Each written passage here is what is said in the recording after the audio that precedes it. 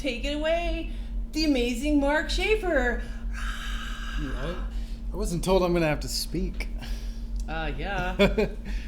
We're changing touch ICs on a 6 Plus. Now, how do you know it needs touch? How do you know it needs touch? Yeah, I'm trusting this guy. Yeah, we didn't do any kind of diagnosis. What makes you think this needs touch? A gray bar across the top. No, is this a local walk-in? We're sitting here, you wouldn't know it, with one of our favorite local repair shops. So we are big believers in local repair shops helping each other out, and so we do a lot of repairs for all the local shops. And so was this a local one? Well, somebody walked in and you said, "Hey, you have touch disease?" Yes. All right, let me find this. All right, so we're gonna stream a Samsung data recovery that Mark is in progress on, and we're gonna stream an iPhone 7 data recovery, at least in theory. But we thought we would help out the locals and do this real quick because we don't have I don't think we have a 6 Plus with the M1 jumper on our channel. Do we not? I don't think so. Huh. We teach it in the class, but I don't think we ever went back and made a video. Did you find Underdog? Yes, I did. Yes. Underdog was in Underdog jail at Lollipop Farm. He got picked up. He had to spend the night in the pokey. He got put in the drunk tank, and I picked him up, and he gave him a big bath. He's happy to be back. I gave him a serious bath. That water was gray. Oh wow! And yeah, he's super happy. He's happy. So yes, Underdog Nightmare is over, and Underdog is back in town. All right, so tell us about the history of this problem, Mark. The customer walked in. He said, "You have a phone with touch disease." I said, "Okay." No, the history of the repair. Oh. And how that whole thing has gone down. Yeah. So we saw a lot of them, and at first tried replacing one chip at a time to see, is it this chip or is it that chip? But it didn't seem to make any difference. And then we started just replacing both every time, and that seemed to consistently fix the problem. But occasionally when you lift the chip, one of the pads would come off. And at first I thought that it must be me. I must be doing something wrong. Right. But then it was always that same pad. And Which is the M1 pad.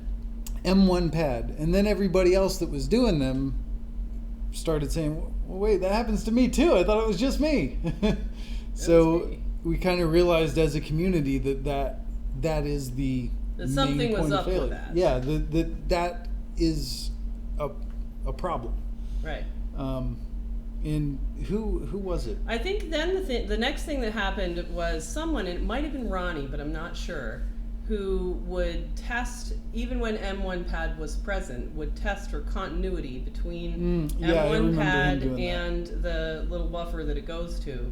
Mm-hmm. And this line is for the PIFA B-Sync line, or whatever that is. And he found that, he would get a beep of continuity, and then he put a chip on, he didn't have touch, and then he took the chip off, and then he realized that when he pressed hard, he would get a beep, and when he pressed lightly, he didn't get a beep. Mm-hmm. So it was like the little neck, the trace that leads to the pad was flimsy, like a Christmas tree light string that kind of doesn't work sometimes, but if you stamp your foot, it does. Yeah. And so I think that was sort of another clue that there was something up with that particular pad. And then I think next it was when Chris Long did a jumper. So if you were missing the M1 pad, there was no choice but to make a jumper because it's required to be there. So you would make a jumper from the adjacent microvia or a long jumper that went all the way back to the buffer that this line is sort of the next component in line. And then Chris Long made a jumper one time that he left the tail of it long so that he could put a mason chip on and then he could touch that jumper to ground. And when he did that, he saw that a gray curtain came down the screen. So it kind of really solidified that that this weird defect of the flashing gray bars was in fact this particular line, this B-sync line on Yeah, the that 6 signal plus. missing. Right. Which That signal either missing, shorted right. to ground or open line, either one has the same effect of Right. that signal's no longer present. And so then after that, there was still some amount of warranty that would come back more than any other repair, even with the new Mason chip, even with the future-proof shield on the back. And so this was, months ago that pretty much the whole community decided to prophylactically reinforce that pad, because that really seems to, the whole community drilled down on that being the exact defect. So now every touch job gets a prophylactic M1 jumper, which Mark is getting ready to do. So have at it. All right. So we'll switch over and look under the microscope. All right.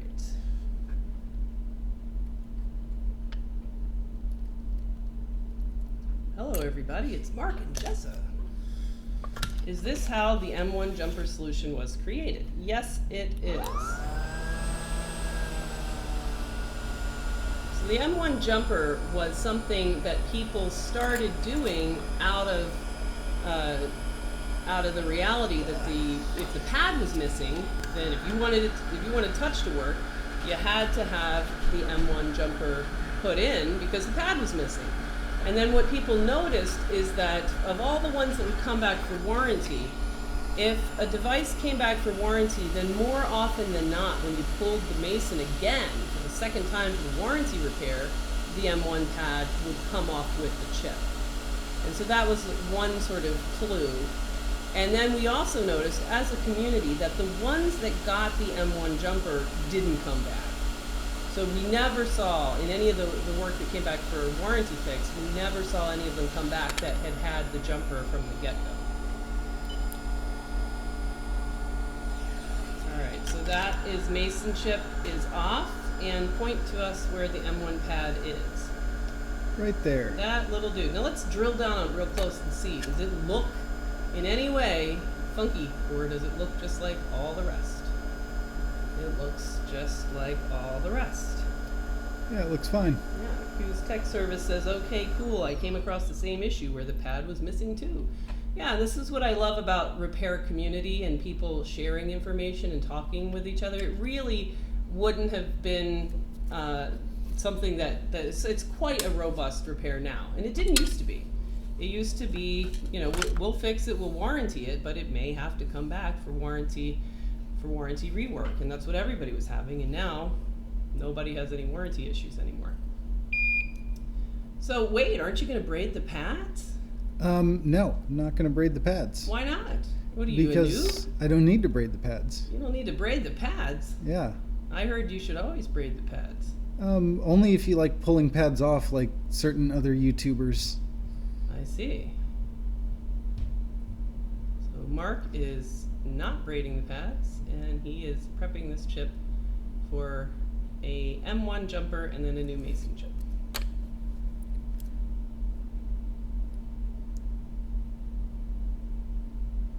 Alright, so we could go over to ZXW and look at that line, but let's skip that.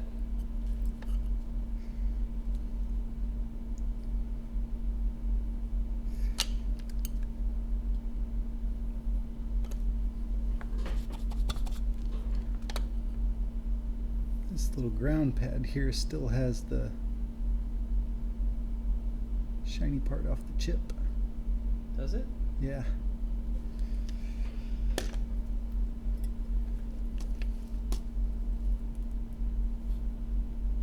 So Mark, real question, if you were working on a BGA chip on a MacBook, would you braid the pads? It depends on how big the pads are. So if it was like the LM whatever, the backlight driver in like the MacBook Airs, no, I wouldn't braid those pads. Mm-hmm. But if it was SMC, I would. Yes, gotcha. Makes sense. I would too. What size tip is that Mark just used hot air? It looked huge. Nope, it's the regular old, what is it, 4 millimeter? I don't know. BC2. I don't know. Hot air. Oh, the hot air? The nozzle. That, I think, is like 7 or 8. Yeah, might be 8. All right. So now, I'm ready to place my jumper. Now, some people have trouble when they do this jumper. We can't see you. Oh. Make it in the middle. With the adjacent pad there, the one that he's almost touching, the one next to M1 is a ground pad. So if your jumper gets sucked into that ground ball, then you'll ground out that line. So some people eliminate that possibility by deleting the ground ball on the mason chip. And I think, I haven't done that. Have you ever tried that? Do you ever delete the ground ball? I've never had a problem. I've never had a problem with that either, but I think that people actively do that and don't have a problem with it. Yeah, I mean, that's a viable method to avoid that possibility. Is the ground is all interconnected on the chip, so theoretically you only really need one ground pad. Now, what wire are you going to use to make the jumper? I'm going to use vibrator motor wire. Do you have any? Do I have any? Of course. You want to borrow my vibrator? Sure. I just want the wires from inside it. Feel free to I found. borrow it, take it home. Let Cecilia borrow it if you need to. It doesn't matter. The thing is tiny. Size doesn't matter, Mark.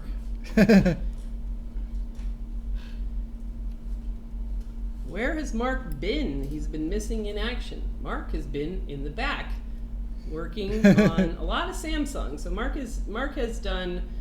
was assigned to Samsung research for something like 6 weeks, and he has made a lot of progress on that. So we're going to start doing some Samsung videos while he's up here for the course. It's course week this week. We're starting week 1 of 2 July back-to-back course weeks. We can't see you. Get over there. Did you need to cuss the board, or is that optional? Yes, cursing at the board is pretty much. What are the best necessary. combination of curse words that really get the jumper to behave? Is it just "God damn it" or? No, a lot of times it doesn't really do what I want until I call it a cocksucker. Oh, cocksucker. Oh, Yeah. That's why. That I never cocksucker just doesn't. It's not one of my go-to words. Yeah. I think I would have gone for,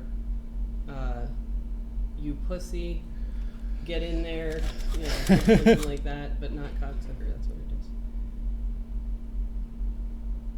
Yeah. So later, after we were gonna do this real quick, just because we realized that there is no video, I don't think, on my channel that has us doing the M1 jumper, which is what we do for all of them. So Greg walked in the door. He skipped. Attention! Greg skipped soccer. So did I, but I never intended to go. This morning when you woke up, did you intend to go to soccer today? No. How many soccer games have you been to? 2 out of 3. 2 out of 3. Well, that's pretty good. Okay, here's the follow-up question. Did you have to bring snack? I believe that's Wednesday. Oh, that's Wednesday. What are you going to bring? I have no idea. Well, you want to know what the good stuff is? Popsicles. Yes. Smart. Look at you. Oranges are out now. Oranges are way out. Oranges are out. The Gatorade in the big orange bucket is out. And push-up pops and fruit snacks are in. Push-up pops in particular are the popular soccer team snack. All right, jumper's there. All right, so tell us about this jumper, Mark. It's a copper jumper made out of vibrator motor wire, and I run it at a right angle here so that there's less chance of it floating into this ball when the chip settles, and also so that once the chip is in place, there's a little bit of slack on the line so that future flexing will not break my jumper. So I really like that. So Mark doesn't make it a straight jumper. He doesn't make it follow the original path of the trace. He makes it a flexible, sort of a little bit too long jumper so that the board can flex and that thing is not going to tear. And that's part of the key to a good M1 jumper, I think. Yeah. All right, now some people here are going to worry that when you put heat to seat the new chip, which has lead-free balls on it, that you're going to float that jumper, because the jumper is just tethered on there with leaded solder, which is going to melt at a lower temperature. So how do you know that that jumper isn't going to just suck into the chip? Experience. So Experience. Just experience or experience and cursing? I mean, it happens occasionally, maybe 1 out of 10, and I have to lift it and do the thing over. But that, to me, is less of a hassle than having to break out the UV solder mask for every single one. I see. Now, if you are less experienced than Mark, you can, if it's your first couple of M1 jumpers, then you can paint the. Right over here. You can paint. I moved it. You can paint the UV solder mask, which is this stuff here, UV curable solder masked. And this we sell at iPad Rehab Supply. You can get it a lot of different places now. And then a UV curing light. There's lots of different lights. The one that we sell is a nail salon UV station, so you can just put the board in it and come back, and it will be hard. And this stuff you can solder on top of. So you can solder your new chip on top of the mask, and it will not get in the way. So you're going to go for it. You're going to say, I don't need any stinking mask. I'm a 1000%, professional. 1000% bro. This is going to work. Or you will be humiliated on live stream. Oh God, everybody's looking. Friends. Everybody is watching you. 85 people watching you. Oh my right God. Now. That's a lot of people. The pressure's on. The pressure is on. Don't fuck it up. Don't fuck it up. Don't fuck it up. Don't fuck it up. Alright, so you put some hot air and you were holding it with tweezers in order to kind of get it tacked into place. Right. Now I'm just gonna. And now you're gonna let it dance and find its way. Yeah. That, from the looks of it, it really does look like you have a big tip, Mark.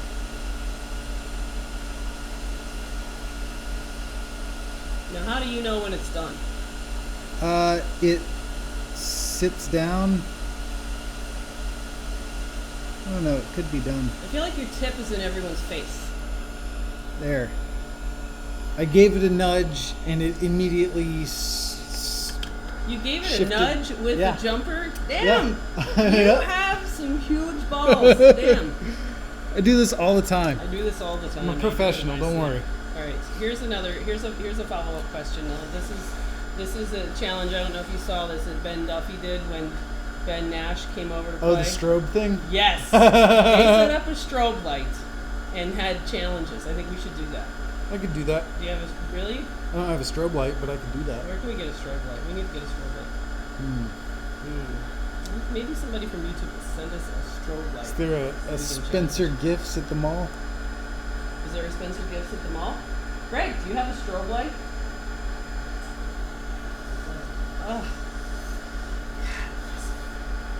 So if I inspect at this angle, I can see. Whoops. I can see that my jumper is Sucked into the ground. Say Nope. sucked into the ground. not touching ground, and basically the same angle it was when I put the chip down. All So right. it didn't shift at all that I can tell. Okay. So we should be good. So should we test? We should test. Okay, let's test. All right, let's read some comments. iPad wanted to know if there is still a way. I got an iPhone that fell in water. The device catches more mice, catches more rays, catches more, does not restore in the iTunes of error 4013. Who knows? Take a look at it, see what you can find on the board, clean up everything, replace stuff that's bad, and see what happens. There's no rule that says, oh, error 4013 is definitely NAND. It's likely NAND, but you know, that's not the only thing it could be. All right. You're going to need to bring in the Sea-Doo boat to get around the big pool of sweat that Mark's going to produce under this pressure. Mark is a professional. The phone still boots. Thank Yeah. God. Thank God. And both backlight circuits And work. both backlit. Hold it up. We can't see. There you go. So far, so good. Now, don't worry, Mark. If this doesn't work, I'll just end the stream real quick and We'll claim yeah. technical error. Is that an earthquake? It's gonna work. It's gonna work. 100%. It's totally gonna work. Alrighty. Probably. Mark, did you just wet your pants? No. Oh, just looking at something else. Oh, hey, Raj. Raj, please tell me you didn't long screw that phone. Touch. There you go. Yay. You have touch. Alrighty, there you go. Yay! 1000% fix, bro. 1000% fix, bro. So that is going to be our M1 jumper video. So we're going to cut it off here, and then we will be back in about 2 minutes. And are you going to put a future-proof shield on that? Yeah, after we end the stream. Yeah. So let's end the stream, because that's it for our M1 jumper video, and we'll be back. We're going to do another video on a Samsung data recovery that Mark has been working on. So that is all for this one.